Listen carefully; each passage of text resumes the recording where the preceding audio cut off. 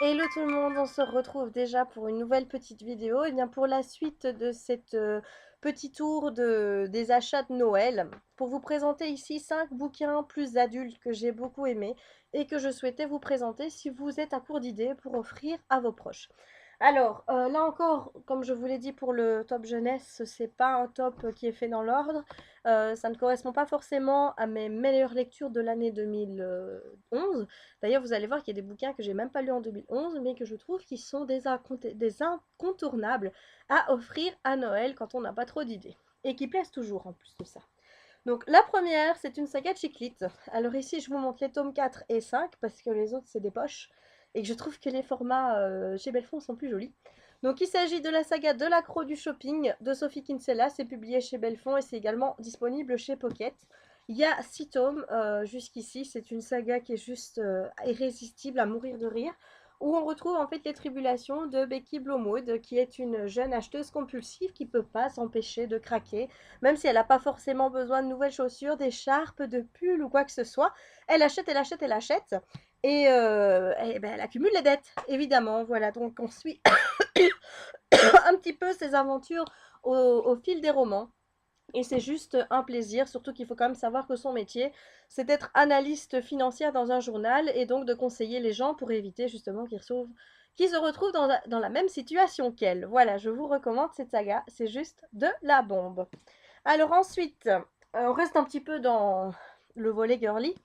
Bon, j'ai pas le tome 1, donc je vous montre le tome 2. Il s'agit de la saga de la confrérie de la Dague Noire de J.R. Ward.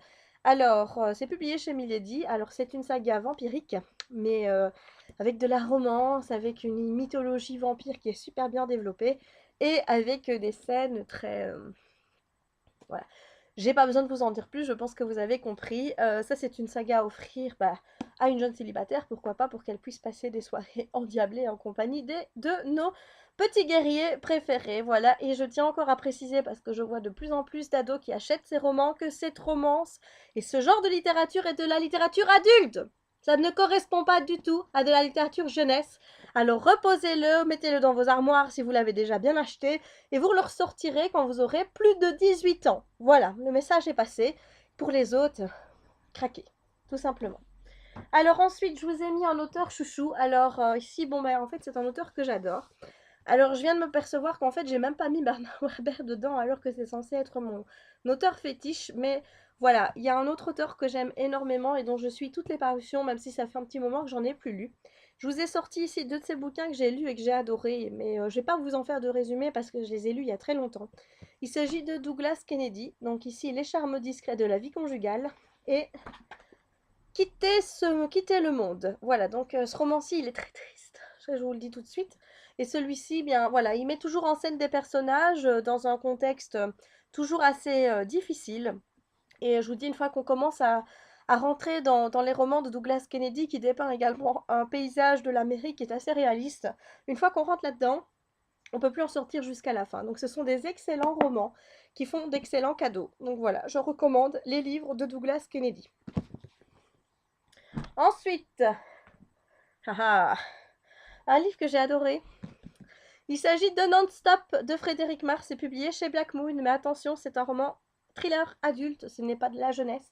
Alors ici, c'est vraiment le livre à offrir à tous les bons amateurs de thriller qui aiment bien les histoires qui bougent à 200 à l'heure et qui donnent des frissons. Donc ici, on est à New York en 2012, en septembre 2012, à quelques jours de la commémoration du 11e anniversaire du 11 septembre et surtout de l'inauguration de la tour de la Liberté, donc la Liberty Tower, qui a pris la place des tours jumelles. Voilà, justement, quelques jours avant, bien, une série d'attentats surviennent sur le sol américain. Mais là où on est très étonné, c'est que ce ne sont pas des kamikazes étrangers, arabes ou quoi que ce soit. Ce sont des citoyens américains qui sautent un petit peu partout et sans vraiment avoir un but, jusqu'à temps qu'on s'aperçoive qu'en fait, eh bien, ces pauvres Américains sont en fait des pauvres victimes qui sont en fait malades puisqu'elles ont le cœur qui est défectueux et se sont fait implanter dans les 2 ans un pacemaker qui a été piégé et qui comporte une bombe. Et ces personnes reçoivent un courrier le matin où on leur dit voilà, à partir de telle heure, tu te mets à courir, tu te mets à marcher. Enfin bref, tu peux pas t'arrêter. Tu vas là où on te dit, il y aura peut-être une solution pour que désamorcer la bombe, mais en attendant, tu cours, sinon tu meurs. Voilà, donc ça c'est le pitch de Non-Stop. C'est un roman qui va à 200 à l'heure. C'est très 24 heures chrono. Moi, c'est un petit peu ça qui m'a agacée. J'ai trouvé qu'on était vraiment trop dans 24 heures chrono. Mais à côté de ça, j'ai passé un excellent moment. J'ai frémi, j'ai stressé. Franchement, j'avais super envie d'arriver à la fin. En plus, c'est super bien documenté sur les attentats en général, sur le terrorisme, sur le Moyen-Orient et sur toutes les agences gouvernementales américaines et surtout sur toutes les mesures qui ont été prises par le gouvernement Bush, etc., contre le terrorisme. Voilà, je vous recommande ce bouquin, c'est de la bombe. C'est le cas de le dire.